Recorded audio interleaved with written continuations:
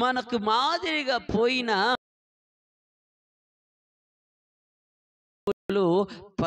ఖచ్చితంగా కలిగి ఈ 2వ వచనం నుండి 5వ వచనం వరకు ఉన్న ప్రతి మాటలో ఉన్న ఒక దివ్యమైన శక్తిని, ఆ యొక్క మాటలలో కలిగి ఉన్న పరిశుద్ధతను, సత్యాన్ని, యథార్థతను, నీతిని, భక్తిని కలిగి ఉన్నవాడు ఎవరైనా ఉన్నారా అని అంటే అది ప్రభువైన యేసుక్రీస్తు మాత్రమే. హల్లెలూయా, హల్లెలూయా. న్యాయవంతుడైన మనిషి యొక్క గుణాలను వర్ణిస్తూ ఇక్కడ చెప్పుతూ యేసు ప్రభువుకి సరిగ్గా సరిపోతున్న లక్షణాలు కనబడుతున్నాయి.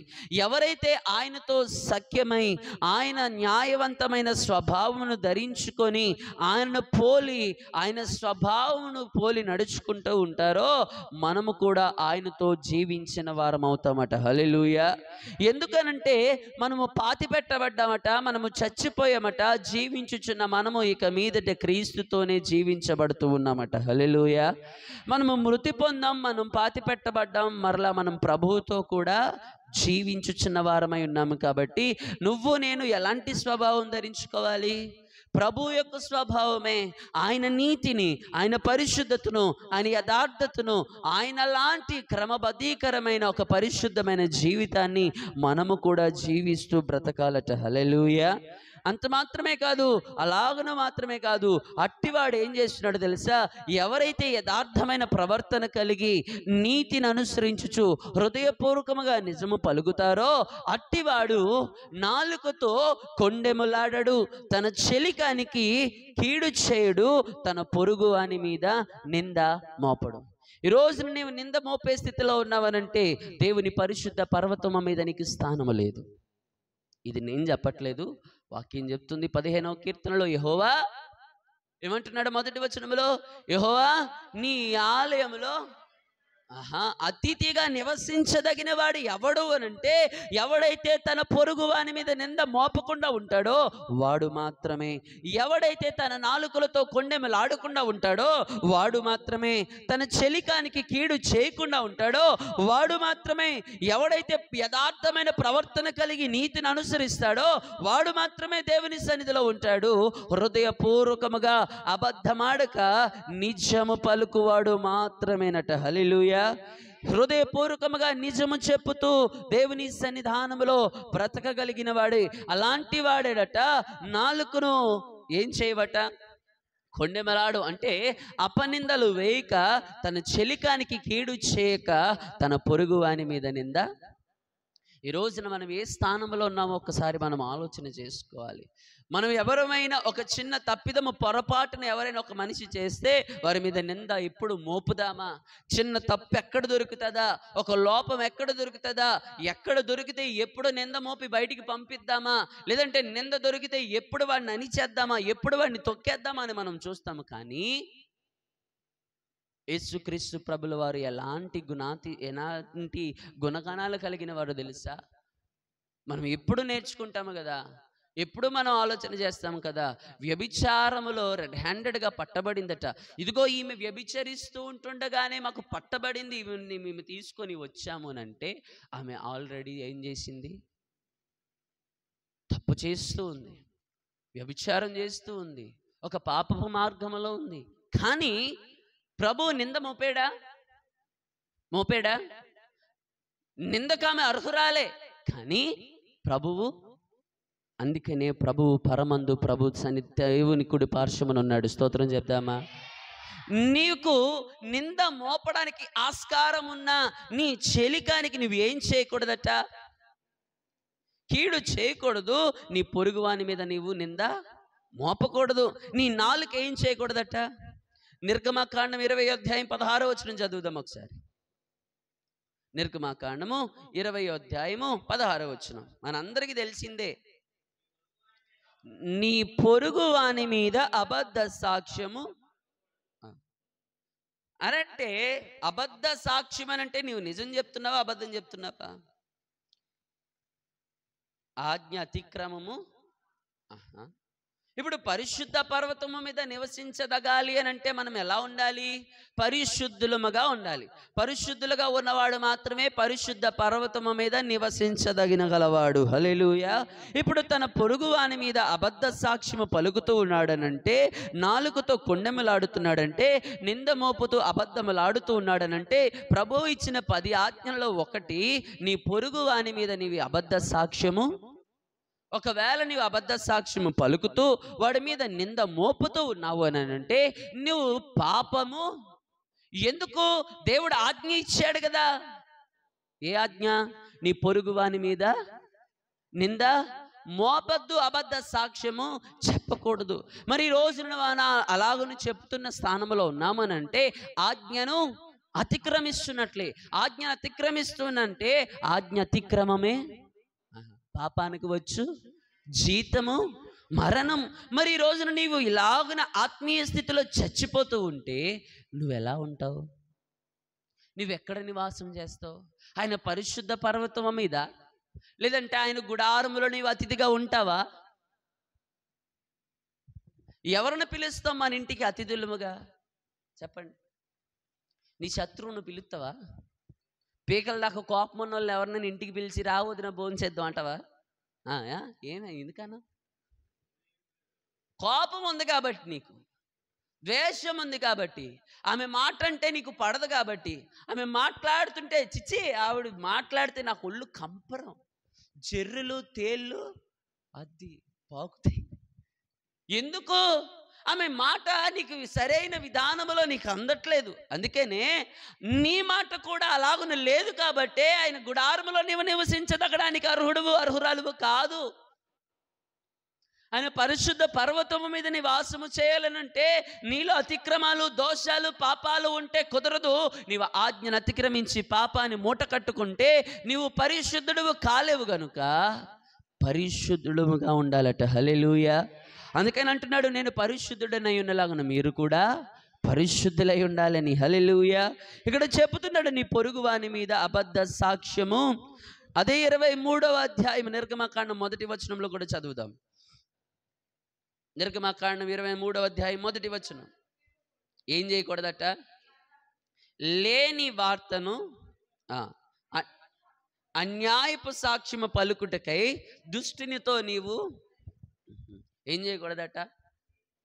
ఉన్నది చెప్పినా పర్లేదు, కానీ లేని వార్తను పుట్టించా. ఎవడు చెప్పాడు ఇది? పాస్టర్ గారా? ప్రభు చెప్తున్న మాట, ప్రభు ఇస్తున్న ఆజ్ఞ ఏంటట? లేని వార్తను, నీ దృష్టికి నీవు వినని వార్తను నీవేం చేయకూడదు. చూసి రమ్మంటే ఏటట? చూసి రమ్మంటే ఈ లేని వార్తను పుట్టించే వాళ్ళందరూ ఏ బ్యాచ్ అంటే కాల్చొచ్చే బ్యాచ్. చూసి రమ్మంటే కాల్చొచ్చే రకాలు లేని వార్తను పుట్టించేవాళ్ళు. అన్యాయపు సాక్ష్యమును పలుకుటకై దుష్టునితో నీవు. కానీ మనం చేసేది అదే కదా. ఆ లేని వార్తను వాడు ఏదో పుట్టిస్తాడు. ఆ పుట్టించిన దానితో అన్యాయము సాక్ష్యం పలుకుటకే ఆ లేని వార్తను పుట్టిస్తున్న దుష్టునితో మనం ఏం చేస్తాం? కలిసిపోతూ ఉంటాం.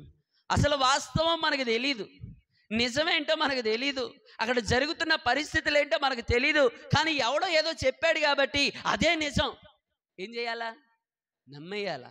ఆ లేని వార్తను పుట్టించారు కాబట్టి అన్యాయపు సాక్ష్యం, అన్యాయపు తీర్పు తీర్చడానికి వాడితో కలిసిపోవాలా. కానీ దేవుని వాక్యం చెప్తుంది, అలాగున నీవు కలియకూడదట. హల్లెలూయా. లేని వార్తను అసలు పుట్టించకూడదట. హల్లెలూయా. నీకు తెలిస్తే తెలుసు, నీ మాట అవునంటే అవును, కాదంటే కాదు. అంతేగాని లేని మాటను పుట్టించే అవకాశాలు మనకి ఎందుకు తెలుసా? నీ మనస్సులోనికి, నీ ఆలోచనలోనికి, నీ నోటిలోనికి మాట రాకమునిపే ప్రతి మాటను దేవుడు గ్రహించగలిగిన దేవుడట. హల్లెలూయా, హల్లెలూయా. ఈ రోజున మనం అనేక సార్లు ఇలాగున లేని వార్తలను పుట్టిస్తూ దేవునికి వ్యతిరేకమైన కార్యములు జరిగిస్తూ ఉన్నామేమో. ఇలాగున దుష్కార్యములు చేయి వారితో కలిసిపోతున్న మనం అందరమును కూడా ఎక్కడ ఉంటామటు? చెప్పండి, ఎక్కడ ఉంటామట? ఎవడు నివాసిస్తాడట? ఎవడు నివాసం ఉంటాడట? ఆయన పరిశుద్ధ పర్వతము మీద ఎలాంటి వాడు నివసించదగుతాడని వాక్యం చెప్తుంది. మా పాస్టర్ గారు చెప్పారు అనకండి ఎవరి దగ్గర, అర్థమైందా? మా పాస్టర్ గారు చెప్పారు, మా పాస్టర్ గారు చేశారు, మా పాస్టర్ గారు అంటే బాగోదు. ఎవరు చేస్తున్నట్టు? దేవుడు ప్రతినిధులమే, కానీ మా దగ్గర ఏం లేదు. దేవుని మాటలు మాత్రమే మేము చెప్పగలం, దేవుని నామం పేరట ప్రార్థన మాత్రమే చేయగలం. హల్లెలూయా. ఇవి చెప్పుతున్నవాడు ఎవడు? పాస్టర్ గారు ఏమి నిన్ను పరిశుద్ధ పర్వతము మీద నించోబెట్టడు.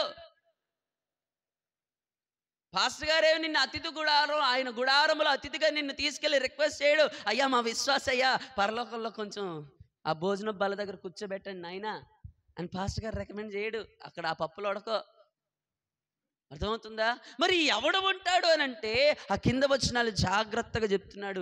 యథార్థ ప్రవర్తన కలిగి నీతిని అనుసరించాలి, హృదయపూర్వకముగా నిజము పలకాలి, నీ నోటి నుండి అబద్ధ సాక్ష్యము పలకకూడదు.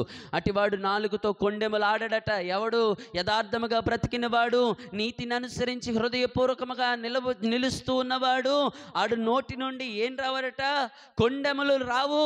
తన చెలికానికి కీడు పన్నడు. అంత మాత్రమే కాదు, తన పొరుగువాని మీద నింద మోపడు. ఈ రోజున మనం ఏ స్థానంలో ఉన్నామో ఒక్కసారి ఆలోచించుకోవాలి. 4వ వచనంలో అంటున్నాడు కదా, అతని దృష్టికి నీచుడు ఎలా ఉంటాడట? ఈ నీచులు ఇష్టడుగా ఉన్నాడనంటే ఈడెంత నీచుడో. యథార్థముగా బ్రతికినవాడు, నీతిని అనుసరించిన వాడు, హృదయపూర్వకముగా నిజము పలుకుతున్న వాడి దృష్టికి నీచుడు ఎలా ఉంటాడో తెలుసా? అసహ్యుడిగా ఉంటాడట. అతడు యెహోవా యందు భయభక్తులు గల వారిని సన్మానిస్తూ ఉంటాడట. హల్లెలూయా. అతడు ప్రమాణము చేయగా నష్టము కలిగినను మాట తప్పడు. స్తోత్రం చెప్తామా? ఈరోజున ఎన్నిసార్లు నీవు మాట ఇచ్చి తప్పావు? ఎవడయ్యా దేవుని సన్నిధానములో ఉంటాడు? ఎవడు అతని గుడారములో అతిథిగా ఉంటాడు? ఎవడు పరిశుద్ధ పర్వతము మీద నివాసము చేస్తాడనంటే మాట తప్పని వాడు మాత్రమే. హల్లెలూయా. ఆయన అంటున్నాడు, దేవుని వాక్యం చెప్తుంది, ఇదిగో నరులు వంటి వాడను కాదు, మాట ఇచ్చి తప్పడానికి నేను నరుడను కాను. నేను మనిషిని కాదు, నా ఆలోచనలు మీ ఆలోచనలు వంటివి కాదు, నా తలంపులు మీ తలంపులు వంటివి కావు అంటున్నాడు. కాబట్టి ఆయన దేవుని కుడి పార్శ్వములలో ఒక గుడారములో దేవుని సన్నిధిలో నివాసము చేస్తూ ఉన్నాడు. హల్లెలూయా. ఆయన పరిశుద్ధ పర్వతమైన సియోనులో దేవునితో పాటు ఆయన నామాన్ని ఘనపరుస్తూ ఉన్నాడు. హల్లెలూయా. ఆ భాగ్యము ధన్యత మనకి రావాలి అనంటే నీ దృష్టికి నీచత్వం, దుర్మార్గత అంటే పవిత్రమైన దేవుని దృష్టిలో హేయము. పవిత్రుడేట దుర్మార్గం అని అంటే పవిత్రుడైన దేవుని దృష్టికి హేయము గనుక పవిత్రులైన మనుషులందరి దృష్టిలో కూడా ఆ నీచుడు అసహ్యముగానే ఉండాలి. ఎలా ఉండాలట? నిజంగా న్యాయవంతులైన వారు ఎంత నష్టమైనా ఎంత కష్టమైనా వారి మాటను ఏం చేయరట? మాట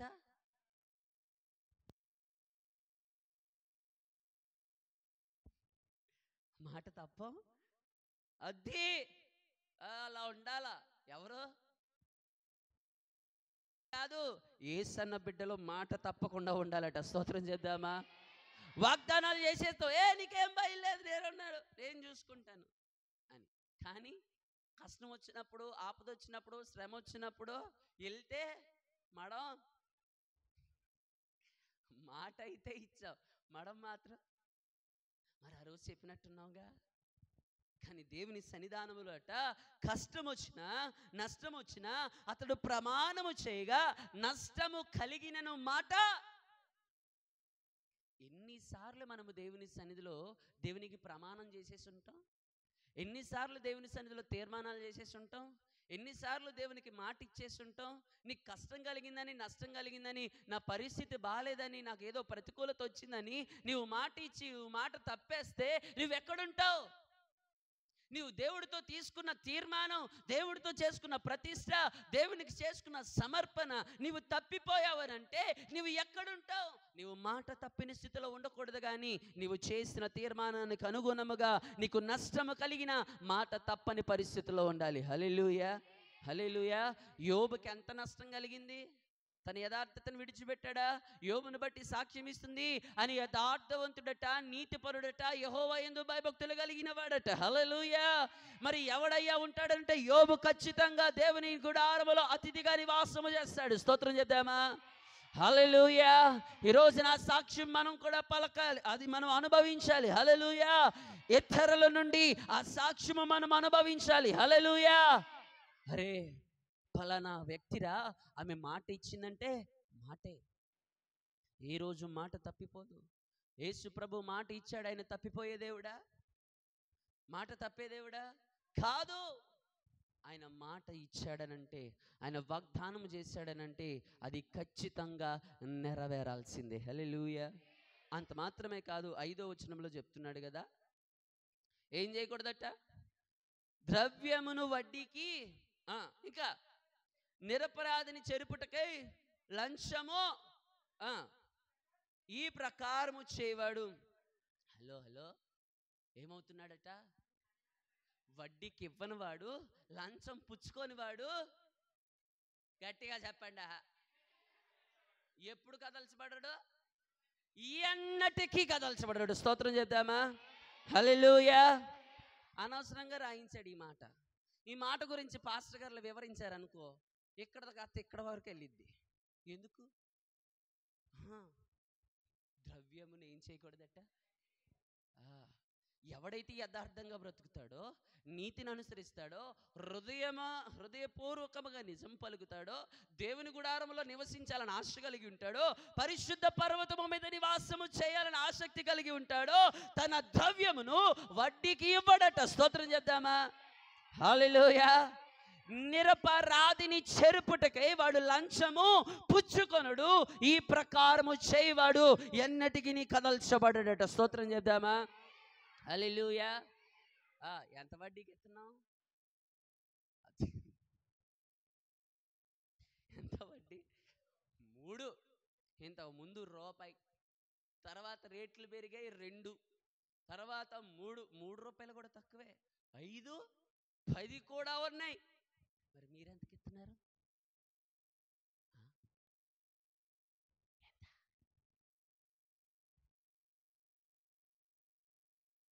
పర్లేదు చెప్పండి, నేను కూడా తీసుకుంటా. ఎంత వడ్డీ? 100కి ఎంత? 10 రూపాయలు. వాక్యం ఏం చెప్తుందో తెలుసా? ఉన్న పాటున మనం నిర్గమాకాండం దగ్గరికి వెళ్ళిపోతే 22వ అధ్యాయము 25వ వచనం చూద్దాం. నిర్గమాకాండం 22వ అధ్యాయం 25వ వచనం. నా ప్రజలలో నీ యొద్ద నుండి ఒక బీదవానికి సొమ్ము అప్పు ఇచ్చిన ఎడల వడ్డీకిచ్చు వాని వలె వాని ఎడల జరిగింపకూడదు. వానికి వడ్డీ ఏం చేయకూడదట? హలో, పరిశుద్ధ పర్వతము మీద నీవు నివసించదగిన వాడవగా ఉండాలనంటే, దేవుని గుడారములో నేను నివాసము చేసే స్థితిలో ఒక అతిథిగా నీవు ఉండాలి అనంటే, దేవుని చేత ఆహ్వానించబడాలి అనంటే నువ్వేం చేయకూడదట? ఇక్కడ 22వ అధ్యాయం 25వ వచనంలో ఖచ్చితంగా చెప్తున్నాడు కదా, నా ప్రజలలో నీ యొద్ద నుండు, అనగా దేవుని సన్నిధానములో ఉండు భేదవానికి సొమ్ము అప్పిచ్చిన ఎడల వడ్డీకిచ్చిన వాని వలె, వడ్డీ వ్యాపారస్తుని వలె వానికి నీవు ఏం చేయకూడదు? జరిగింపకూడదు. అనంటే వడ్డీకి ఇవ్వకూడదు. క్రైస్తవులు వడ్డీ వ్యాపారుల? ఈ రోజున్న దేవుని సొమ్మును వడ్డీలకు ఇచ్చుకొని కూడా తిరిగి వాళ్ళు లేకపోలేదు. చాలామంది ఉన్నారు. దేవుని సొమ్ముని వడ్డీకి ఇచ్చి, ఆ వడ్డీని వాళ్ళు ఆర్జించి దేవుని సొమ్ముని ఎలాగూ చేస్తున్నారు. ఈ రోజున ఎలాంటి స్థితిలో మనం ఉన్నాం ఒక్కసారి మనం ఆలోచన చేసుకోవాలి. అదే లేవియా కాండంలో కూడా ఒకసారి చూద్దాం. 25వ అధ్యాయము 35 నుండి. లేవియా కాండము 25వ అధ్యాయము 35వ వచనము నుండి.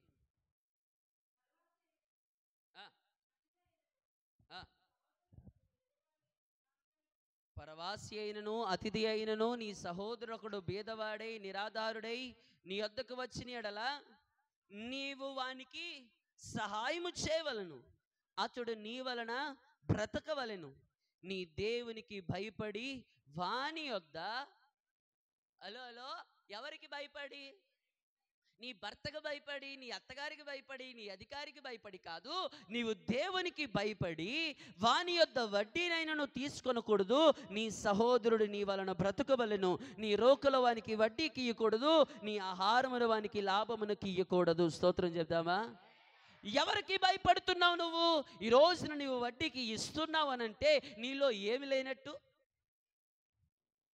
నేను చెప్పిన మాట కాదమ్మా,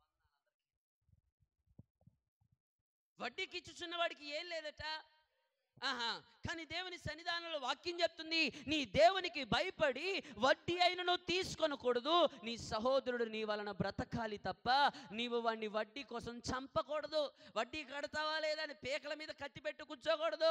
ఎత్తావా సత్తావా అని అనకూడదు. ఈరోజు నీవు అప్పిచ్చావా, వారు ఎలాంటి పరిస్థితుల్లో ఉన్నారో, ఎలాంటి ప్రతికూల పరిస్థితుల్లో ఉన్నారో, ఎలాంటి సమస్యల్లో ఉన్నారో వాళ్ళు ఇచ్చే వరకు, అప్పటి వరకు మేము చూడాలా అంటే నీ సహోదరుడు నీ వలన ఏమవ్వాలట?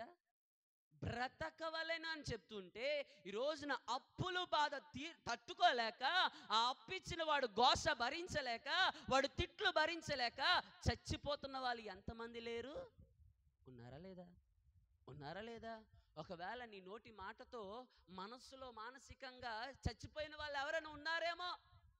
వడ్డీకి ఇచ్చి వడ్డీ కట్టలేదని, అప్పిచ్చి అప్పు తీర్చలేదని నీ మాటలతో ఎవరినైనా చంపేవేమో. దేవుని వాక్యం చెప్తుంది, నీ దేవునికి భయపడి నీవు వడ్డీకి ఇవ్వకూడదు. నీ సహోదరుడు నీ వలన బ్రతకాలి కానీ చావకూడదట. స్తోత్రం చెప్దామా? హల్లెలూయా. ఎవడయ్యా ఉంటాడు అతిథిగా? దేవునికి భయపడిన వాడు మాత్రమే. స్తోత్రం చెప్దామా? దేవునికి భయపడిన వాడు ఏం చేస్తున్నాడు? వడ్డీకి తన ద్రవ్యముని ఇవ్వడట. స్తోత్రం చెప్దామా? ఇంకొక మంచి మాట కూడా ఉంది కదా, వాడు అన్యాయపు సాక్ష్యము పలుకుటకై లంచము ఏం చేయడట? పెట్టి చెప్పరే అంటే కొంప తీసి పుచ్చుకునే బ్యాచ్ ఎవరైనా ఉన్నారా ఏంటి ఇక్కడ? లంచం అనకూడదు. ఈ రోజులో అప్డేట్ అయ్యింది కదా, దాన్ని ఏమనాలి? కమిషన్. ఏమనాలి? ఇంతకు ముందు ఆ గవర్నమెంట్ ఆఫీసర్ల దగ్గరికి వెళితే బల్ల కింద చెయ్యడితే ఆ సిబిఐలో ఎవరో వచ్చి ఎత్తుకెళ్ళిపోయేవాళ్ళు. ఇప్పుడు ఫోన్పేలు వచ్చాయిగా. ఫోన్పే నీకు మెసేజ్ పెడతాను, ఇడిది ఫోన్పే. ఏం చేతికి ఎత్తుంటే దొరికిపోతున్నారుగా. దేనికోసం లంచం పుచ్చుకుంటున్నారు తెలుసా? అసలు లంచం దేనికి పుచ్చుకోవాలా? నీతిగా నిజాయితీగా న్యాయం జరిగించేవాడికి లంచం అవసరమా? అవసరమా? కమిషన్లు అవసరమా? వచ్చింది సరిపోదా? గవర్నమెంట్ వాడు ఉద్యోగం వచ్చాడు, గవర్నమెంట్ వాడు జీతం ఎత్తున్నాడు, ఇచ్చింది నీకు సరిపోక ఇంకా నీవు లంచం పుచ్చుకున్నావు అని అంటే నీవు పర్వతం మీద నిలబడవు. ఎవడైతే తన ద్రవ్యమునకు వడ్డీకి ఇస్తాడో, ఎవడైతే తన ద్రవ్యమును లంచము తీసుకుంటాడో వాడు ఎక్కడుండడట? దేవుని గుడారములో అతిథిగా నివసించడానికి వారు అర్హుడు కాదు. ఇలాగును చెప్పుతున్నాడు కదా, ఎవడైతే దేవునికి భయపడి యథార్థముగా ప్రవర్తిస్తాడో, నీతిని అనుసరిస్తాడో, హృదయపూర్వకముగా ఉన్నది ఉన్నట్టుగా మాట్లాడి దేవునికి భయపడతాడో అతడు తన ద్రవ్యమును వడ్డీకి ఇయ్యడు, తన నిరపరాధిని చెరుపుటకే లంచమును పుచ్చుకొనడు. ఈ ప్రకారము చేయవాడు ఎన్నటికీ కదల్చబడడు. స్తోత్రం చేద్దామా? ఎక్కడి నుండి కదల్చబడునంటే పరిశుద్ధ పర్వతం మీద నుండి వాడు కదల్చబడడు. స్తోత్రం చేద్దామా? దేవుని గుడారములో అతిథిగా ఉన్న వీడిని ఎలాంటి పరిస్థితులైనా వాడిని కదల్చనివ్వవు. హల్లెలూయా, హల్లెలూయా. ఏటట? హలో, ఏం తీసుకోకూడదట? నేను చెప్పలేదమ్మా. మళ్ళీ నిర్గమకాండంకి వద్దాం. 23వ అధ్యాయం 8వ వచనం. ఈ నిర్గమకాండం లేవియా కాండంలోనే ఉంటాయి ఈ క్రమాలు. 23వ అధ్యాయం 8వ వచనం. తీసుకోవాలా? హలో, తీసుకోవాలా? చదువుదాం. ఏం చేస్తుందట? లంచం తీసుకోకూడదు. ఒకవేళ లంచ దృష్టి గల వానికి ఏం కలుగుతుందట? గుడ్డితనం కలుగుతుంది. నీతిమంతుల మాటలకు లంచము నీతిమంతుణ్ణి అపరాధిగా నిలబెట్టడానికి తీసుకుంటున్నట్లు అర్థం. లంచం ఏం చేయాలి? తీసుకోవాలా? తీసుకుంటున్నావా? హలో, తీసుకున్నామా లంచం? ఇలాంటివి చెప్తే బాగు. మరి ఎందుకని ఈ కఠినంగా ఉంటే? మరి లేకపోతే సైడ్ బిజినెస్ అదే. ఉన్నది సరిపోక పక్కదారులంట, ఈ పక్కలంట, అది కూడా రాకపోతే మరి ఎలాగా? బిల్డింగ్లు, అపార్ట్మెంట్లు, కార్లు, బంగళాలు ఇవన్నీ సంపాదించాలనంటే, లక్షల లక్షలు బ్యాంకులో ఉండాలంటే, ఒంటి నిండా బంగారం ఉండాలనంటే, ఏ లోటు లేకుండా వంటగదిలో సెంట్రల్ ఏసీ, హాల్లో సెంట్రల్ ఏసీ, బెడ్రూమ్లో ఏసీ, బాత్రూంలో ఇవన్నీ ఉండాలంటే ఏం చేయాలా? ఖచ్చితంగా పక్క నుంచి సామెతల గ్రంథంలో ఉంటుంది, లంచమట వాడు ఒడిలో ఉంచి పడుతుందట. ఓ అమ్మ నాయన. నేనంట 23వ అధ్యాయం లేవియాకాండము 8వ వచనములో లంచము తీసుకున్న దృష్టి గలవాడు ఏమవుతున్నాడట? గుడ్డివాడు. ఎవడట? కళ్ళున్నాయి, చూస్తున్నాడు, కానీ ఈడు గుడ్డోడు. ఏ గుడ్డోడో తెలుసా? దేవుడు లంచం పుచ్చుకుంటున్నప్పుడు చూడట్లేదు అనుకునే గుడ్డోడు. పిల్లట వంటగదిలోకి వెళ్ళట, మూత తీసిన పాల గిన్నెలో మూతెట్టి, ఎవ్వరు నన్ను చూడట్లేదని కళ్ళు మూసుకొని తాగిందట. పిల్లి చూడలేదా? అక్కడ ఉన్న వాళ్ళు చూడలేదా? ఎందుకు చూడలేదు? కళ్ళు మూసుకునేది ఎవరు? మనుషులా, పిల్ల? పైనున్న వాడికి సమస్తమును తెలుసు. హల్లెలూయా. ఆయన కనులకు మరుగైనదేదీ లేదు. హల్లెలూయా. ఆయన చూస్తూ ఉన్నప్పుడు పిల్లిలాగా ఎవరు చూడట్లేదులే అని పెట్టుకుంటే, నువ్వెవడవి? ఎవరివి? గుడ్డి, బ్లైండ్. కనబడిద్దా? కనబడదు. అంత మాత్రమే కాదు, ద్వితీయోపదేశకాండం 10వ అధ్యాయం 17వ వచనంలో కూడా చెప్తున్నాడు కదా,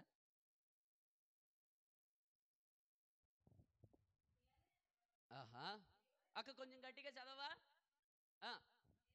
ఏలయనగా నీ దేవుడైన యెహోవా పరమదేవుడును పరమ ప్రభువునై ఉన్నాడు.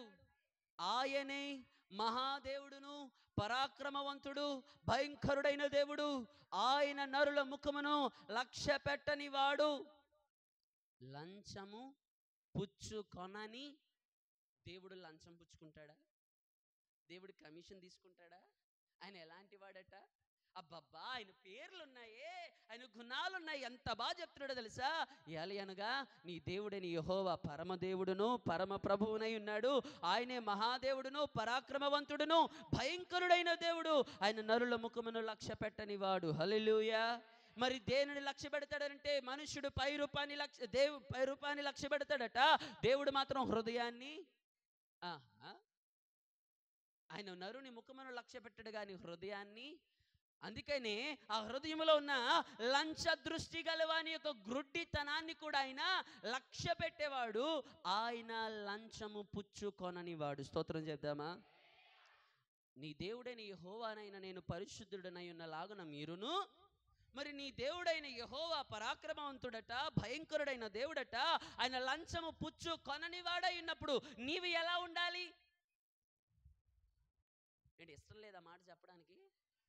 ఎలా ఉండాలి? లంచము అడిగినోడిని కూడా ఎంకరేజ్ చేసి పాడు చేసేది మనమే. అడు అడిగాడు కదా, పని అయిపోవాలి కదా అని చెప్పి ఎంత అడిగితే అంత అడి చేతులు మూట కట్టడం, వాళ్ళు అలా తయారవ్వడానికి మనమే కారణం. అడిగిందల్లా ఇచ్చేస్తూ ఉంటే వాళ్ళు ఇంకా పెచ్చిరేగిపోతూ ఉంటారు. అందుకనే ఇవ్వక న్యాయమైన మార్గములు మనం నడవాలి. హల్లెలూయా, హల్లెలూయా. ఎవరు నడుస్తున్నాడట?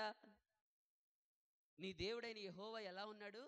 లంచము పుచ్చుకొనేవాడా, పుచ్చుకొననివాడా? ఈరోజు నువ్వెలా ఉండాలి? హలో, ఎలా ఉండాలి? చెప్పరేంటి? పుచ్చుకొనే బ్యాచా, పుచ్చుకోలేని బ్యాచా? ఏ బ్యాచ్లో ఉంటారు? నిజమేనా? ఈ మాట స్థిరమగునుగాక. జ్ఞానీయుడు సొలొమోను అంటున్నాడు, రాజు కదా, ఈయన దగ్గరికి చాలా మంది వచ్చేవారట లంచాలు పట్టుకొని. సామెతల గ్రంథం 15వ అధ్యాయం 27వ వచనం చదువుదాం. సామెతల గ్రంథం 15వ అధ్యాయం 27వ వచనం. లోబి తన ఇంటి వారిని. ఎవడు బ్రతుకుతున్నాడు? హలో, ఎవడు బ్రతుకుతున్నాడట? లంచమును అసహించుకున్నవాడు, మరి లంచాన్ని ఇష్టపడుతున్నవాడు సస్తున్నాడు. ఎందులో? ఆత్మీయ స్థితిలో. స్తోత్రం చేద్దామా? హల్లెలూయా. ఎందులో అంటే దేవుని గుడారములో అతిథిగా ఉండడానికి వాడు బ్రతకట్లేదు, వాడు ఆత్మీయ స్థితిలో చచ్చిపోతున్నాడు. హల్లెలూయా. పరిశుద్ధ పర్వతము మీద నివసించాలి అని అంటే వాడు పరిశుద్ధుడిగా బ్రతకాలి, కానీ వీడు పరిశుద్ధలో చచ్చిపోతున్నాడు. కారణం, లంచమును అసహించుకున్న వాడు బ్రతుకుతున్నాడు, లంచము పుచ్చుకుంటున్నవాడు చచ్చిపోతున్నాడు. ఎందులోనంటే భౌతికంగా కాదు, ఆత్మ సంబంధమైన విషయాలలో. హల్లెలూయా, హల్లెలూయా. నీవు నిజంగా యథార్థతను అనుసరించి, నీతిని అనుసరించి నువ్వు బ్రతుకుతున్న వాడవైతే నీకు లంచం ఎందుకు? నీకు ఉన్న దానితో సంతృప్తి పడమంటూ ఉన్నప్పుడు, నీకు కలిగిన దానితో దేవుడు నిన్ను దీవిస్తూ నిన్ను ఆశీర్వదిస్తున్నప్పుడు దీనికంటే దురాశ ఎందుకు నీకు? దురాశ దేనికి చేటు? మరి ఆ దుఃఖాన్ని తెచ్చుకుంటున్నావు ఎందుకు నువ్వు? ఈరోజు నీకు సుఖమా దుఃఖమా? నీ జీవితంలో దుఃఖాన్ని నీవు చేకూర్చుకుంటున్నావనంటే నీవు విడిచిపెట్టాల్సిన కొన్ని కార్యాలను విడిచిపెడితేనే దేవుని సన్నిధానంలో మనం ఆనందించగలుగుతాం. హల్లెలూయా, హల్లెలూయా. అదే సామెతల గ్రంథం 17వ అధ్యాయం 23వ వచనములో కూడా మనం చదివినట్లయితే, న్యాయ విధులను చేరుపుటకై ఏం చేస్తున్నాడట? లంచం పుచ్చుకునేవాడిని బైబిల్ ఏం చెప్తుందో తెలుసా? దుష్టుడు. ఎవడట? దుష్టుడు ఒడిలో నుంచి ఏం పడుతుందట? ఎక్కడి నుంచి? కీర్తనకారుడు అందుకన్నాడు, దుష్టుల ఆలోచన చప్పున. అంటే లంచము పుచ్చుకున్నవాడి ఆలోచన చప్పున నీవేం చేయకూడదు? ఏం చేయకూడదు? ఆ లంచం తీసుకునే వాళ్ళ మాటలు, ఆలోచనలు, వాళ్ళ యొక్క సలహాలు నువ్వేం చేయకూడదట? మరి ఈసారి ఎవరైనా లంచాలు పుచ్చుకునే వాళ్ళు, నాకు తెలియదులే, ఎవరైనా ఏదైనా పని అవ్వాలంటే ఖచ్చితంగా చేయి తడపాల్సిందే. చేయి తడనకపోతే పని అవ్వదు. అందుకే చేయి తడిపితేనే పని అవుతుంది. కాబట్టి ఆ లంచం పుచ్చుకునే వాళ్ళు నీకేమైనా ఉచితమైన సలహాలు ఇస్తే, ఏమైనా ఆలోచనలు చెప్తే నువ్వేం చేయకూడదట? దుష్టుల ఆలోచన చొప్పున నీవు, వాళ్ళ మాట ప్రకారంగా నీవు, వాళ్ళ సలహాలు నీవు. ఎందుకనంటే వాడు ఎలా ఉన్నాడంటే సస్తున్నాడట. లంచమును అసహించుకున్నవాడు బ్రతుకుతున్నాడు, లంచం పుచ్చుకుంటున్నవాడు లంచ దృష్టి గలవాడు గుడ్డివాడట. గుడ్డివాడు నీకు తావు చూపితే ఏమవుతుంది? ఒక గుడ్డోడు ఇంకో గుడ్డోడిని చేయబట్టుకొని తీసుకెళ్తున్నాడు, నాకు దారి తెలుసులే రాబోయే అంటే, ఈడు గుడ్డోడని ఈడికి తెలుసు, ఆడు గుడ్డోడే, ఈడు గుడ్డోడే. సర్లే, ఆడికి తెలుసు కదా ఈడికి తెలుసు కదా నాడు. ఇద్దరు గుడ్డోళ్ళు వెళ్ళి ఎందులో పడ్డారు? అది. అందుకనే జాగ్రత్త. గుడ్డెద్దెళ్ళి చేలో పడినట్టు నీకు కొంచెం గ్రహింపు శక్తి ఉండాలి. అందుకని గతంలో మనం నేర్చుకున్నాం, భక్తికి తగిన శక్తిని ఆశ్రయించే వారి కలిగి ఉండాల్సింది ఒక గ్రహింపు ఉండాలి. ఆ గ్రహింపు లేకనే ఈ రోజున ఆత్మీయ స్థితిలో పడిపోతున్న వారమై ఉన్నాం. హల్లెలూయా, హల్లెలూయా. యెషయా ప్రవచన గ్రంథములో ఆఖరికి ఈ మాట చదువుకొని ముగించుకుందాం. 5వ అధ్యాయము 22, 23 వచనాలు మనం చదువుదాం.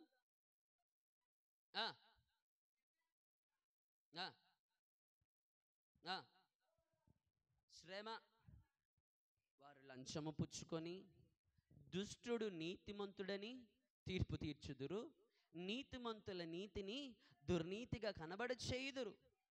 సైన్యములకు అధిపతి యెహోవా యొక్క ధర్మశాస్త్రమును నిర్లక్ష్య పెట్టుదురు, ఇశ్రాయేలు యొక్క పరిశుద్ధ దేవుని వాక్కును తృణీకరించుదురు. కాబట్టి అగ్ని జ్వాల కొయ్య కాలును కాల్చివేయినట్లు, ఎండిన గడ్డి మంటల్లో భస్మమవునట్లు వారి వేరు కుళ్ళిపోవును, వారి పువ్వు ధూళికి పైకి.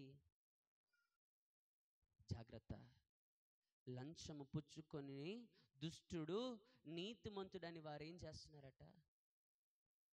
ఎలాంటి స్థానంలో ఉన్నావు? ఒక నీతిమంతుడిని, ఒక నిరపరాధిని అపరాధిగా నిలబెట్టడానికి లంచము, అనర్హులైన వారిని అర్హులుగా చేయడానికి ఏం చేస్తున్నావు? అంటే ఉదాహరణ చెప్తున్నా, ఇప్పుడు డ్రైవింగ్ లైసెన్స్ కావాలి అని అంటే ఆర్టీఓ ఆఫీస్కి వెళ్తాం, ఆడికి డ్రైవింగ్ టెస్ట్ చేయకూడదు, ఎగ్జామ్ పెట్టకూడదు, ఆడికి ఎంతో కొంత ఇచ్చేస్తే నీకు టెస్ట్ పెట్టడు, నీకు ఎగ్జాము పెట్టడు, నీకేమవుతుంది? నువ్వు వెళ్ళి ఎవరినైనా గుద్దావు అనుకో, ఎవరిని తిడతాడు? నీకు అసలు డ్రైవింగ్ లైసెన్స్ ఇచ్చి నీ ఎదవెవడరా? అసలు నీకు డ్రైవింగ్ వచ్చా? అది ఒకవేళ ఆడికి టెస్ట్ పెట్టుంటే వాడికి ఎగ్జామ్ పెట్టుంటే, ఆ ట్రాఫిక్ రూల్స్ అన్ని తెలిసుండుంటే, దాన్ని బట్టి లైసెన్స్ పొందుకొని ఉండుంటే వీడిని ఎవడైనా తిడతాడా? ఏలిత్తి చూపిస్తాడా? మనకేమవ్వాలా? పని త్వరగా అయిపోవాలా. అదేదో అంటారు, చేతికి మట్టి అంటకుండా కర్ర ఎరగకూడదు, ఎలాగైద్ది? నేనంట, నీవు దేవుని సన్నిధానములో నీతిమంతుడుని దుష్టుడిని నీతిమంతుడని తీర్పు ఎవరు తీరుస్తున్నారు? హలో, ఎవరు తీరుస్తున్నారు? లంచగొండులే. వాళ్ళు మాత్రమే నీతిమంతుడు దుష్టుడిని నీతిమంతుడని తీర్పు తీర్చేది లంచం పుచ్చుకున్న వాళ్ళు మాత్రమేనట. వారు లంచము పుచ్చుకొని దుష్టుడు నీతిమంతుడని తీర్పు తీర్చుదురు, నీతిమంతుల నీతిని దుర్నీతిగా కనబడి చేయుదురట. హల్లెలూయా. వాడు ఎంత మంచోడైనా కానీ, వీడు లంచం పుచ్చుకున్నాడు కాబట్టి, పైకొంచెం చేతికి అందింది కాబట్టి, ఇప్పుడు తీసుకున్నాడు పక్షంగానే మాట్లాడాలి తప్ప, వాడు పక్షంగా మాట్లాడితే ఇచ్చిన డబ్బులు మళ్ళీ తిరిగి చచ్చిపోతున్నావు, గుడ్డివాడు అయిపోతున్నావు. నువ్వు బ్రతకాలని ఆశ ఉంటే, నీతిమంతుల జాబితాలని ఉండాలనంటే, దుష్టుల సమూహముల నుండి నువ్వు విడిపించబడాలి అనంటే, ఈ లంచము విషయంలో, ఈ డబ్బు విషయంలో చాలా జాగ్రత్త కలిగి ఉండాలి. హల్లెలూయా, హల్లెలూయా.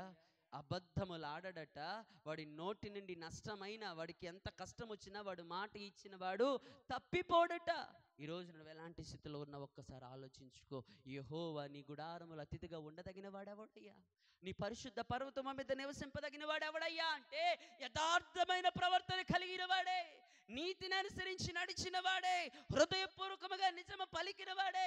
ఎందుకనంటే అబద్ధములాడు పెదవులు ఆయనకి అసహ్యములట. స్తోత్రం చేద్దామా? అసహ్యమైన దాన్ని నువ్వు ఇంట్లో ఉంచుకుంటావా? నీకు నచ్చని బట్టను బీరోలో పెడతావా? నీకు నచ్చని వస్తువుని ఇంట్లో పెడతావా? నీకు నచ్చని మనిషి ఇంట్లోకి వస్తుంటే అడుగు పెట్టనిస్తావా?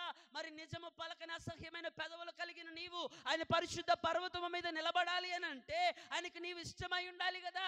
నీవు ఆయనకు ఇష్టము లేనప్పుడు నిన్ను ఎలా నిలబెడతాడు అక్కడ? అందుకే నీ పెదాలు ఎలా ఉండాలట? నిజము మాత్రమే. అంత మాత్రమే కాదు, తన పొరుగువాని మీద, తన చెలికానికి కీడు, అంత మాత్రమే కాదు, నాలుకలతో కొండేలు. అతని దృష్టికి ఎలా ఉన్నాడు? నీచుడు, అసహ్యుడు. వీడు దేవుని మనసు కలిగిన వాడు కనుక. ఎవరు? దేవుని ప్రేమ కలిగి యథార్థతను అనుసరించి బ్రతుకుతున్నవారు, దేవుని కృపచేత దేవుని మనసు కలిగిన వారు గనుక, దేవుడికి ఎలాగో దుష్టుడు అసహ్యుడో, వీరి దృష్టికి కూడా నీచుడు అసహ్యముగానే కనబడుతున్నాడు. యెహోవా యందు భయభక్తులు గలవారిని ఏం చేస్తాడట? ఎవరైతే దేవుని బిడ్డలను భక్తి గలవారిని సన్మానిస్తూ ఉంటారో, ఎవరైతే మాట తప్పిపోకుండా ఉంటారో, ఎవరైతే తన ద్రవ్యమును వడ్డీకి ఇవ్వకుండా తన సహోదరుడు కష్టములో ఉన్నప్పుడు ఆదుకొని ఆదరించి తన మాట చేత బ్రతికిస్తారో, నీ మాట చేత ఎదుటివాడు బ్రతకాలి కానీ చావకూడదు. పైకి బ్రతికినట్టే కనబడుతుంటారు కానీ చాలా మంది చెప్తారు, అయ్యగారు ఆ మాటలు వింటే వేరొకడైతే చచ్చిపోతాడండి, ఆ మాటలు భరించలేమండి. నీ నోటి నుండి ఆ మాటలు ఎందుకు వస్తున్నాయి? నువ్వు ఎక్కడ నిలబడతావు? ఆ మాట భరించిన వాడు పరిశుద్ధ స్థలంలో ఉంటాడు, ఆ మాట మాట్లాడిన వాడు పాతాళంలో ఉంటాడు. స్తోత్రం చేద్దామా? హల్లెలూయా. ఎందుకో తెలుసా? ఆ మాటను బట్టి విరిగిపోయి మనస్సు నలిగిపోయి ప్రభు పాదాలు పట్టుకొని ప్రార్థన చేస్తారట. నాకు మంచి ఇష్టమైన మాట, విరిగి నలిగిన మనస్సును ఆయన అలక్ష్యము చేసేవాడు కాదట. స్తోత్రం చేద్దామా? హల్లెలూయా, హల్లెలూయా. అలా మనస్సు నలిగిపోయి విరిగిపోయిన వాడు దేవుని పాదాలు పట్టుకుంటే దేవుడు వాడిని అలక్ష్యము చేయక వాడిని ఒక ఘనమైన స్థానంలో నిలబెడతాడు. వాడు దేవుని గుడారములో ఉంటాడు, ఆయన సన్నిధానములో, ఆయన పరిశుద్ధ పర్వతము మీద నిలబడి స్థిరమైన వాడిగా ఉంటాడు. హల్లెలూయా. ద్రవ్యమును వడ్డీకి ఇయ్యక, నిరపరాధిన చెరుపుటికే లంచము పుచ్చుకొనక ఈ ప్రకారముగా చేయవాడు ఎన్నడూ కదల్చబడతాడా? కదల్చబడడా? వాడు కదల్చబడట. రెండు, దేవుని సన్నిధానంలో ఈ మాటను గురించి మనం తర్వాత దినాల్లో మనం నేర్చుకుందాం. ఈ ఒక్క మాట, వాడు కదల్చబడడన్న మాటను గొప్ప ఆత్మీయ అర్థాలను పరిశుద్ధ గ్రంథంలో ఇచ్చాడు. ప్రభు చిత్తమైతే మరొక దినమున దీని గురించి మనం నేర్చుకుందాం. ఈ రోజున పరిశుద్ధ పర్వతములో నుండి, దేవుని గుడారములో నుండి నీవు అతిథిగా నిలబడిన వాడిగా నీవు కదల్చబడకుండా ఉండాలి అనంటే యథార్థమైన ప్రవర్తనతో నీతిని అనుసరించి హృదయపూర్వకమైన నిజము పలుకుతూ దేవుని సన్నిధానములో దుష్టత్వాన్ని నీవు అసహించుకొని దేవుని మనస్సు కలిగి దేవుని కొరకు బ్రతికి నీ ద్రవ్యమును వడ్డీకి ఇక నీ సహోదరులను నీవు ఆదరిస్తూ, నీ సహోదరులను నీవు ప్రేమిస్తూ, నీ మాట వలన ఇతరులను బ్రతికింపజేస్తూ, నీవు లంచము పుచ్చుకొనక, నీవు గ్రుడ్డివాడిగా దారి చూపక, నీవు గ్రుడ్డితనము లేక ఇతరులకి వాక్యానుసారమైన మార్గములో దారి చూపుతూ దేవుని సన్నిధిలో కదల్చబడకుండా మనం ఉందుదుముగాక. అటు కృప దేవుడు మనకు దయచేయునుగాక. ఈ కొద్ది మాటలు ప్రభు మనందరి వినుకుడిలో దీవించి ఆశీర్వదించునుగాక.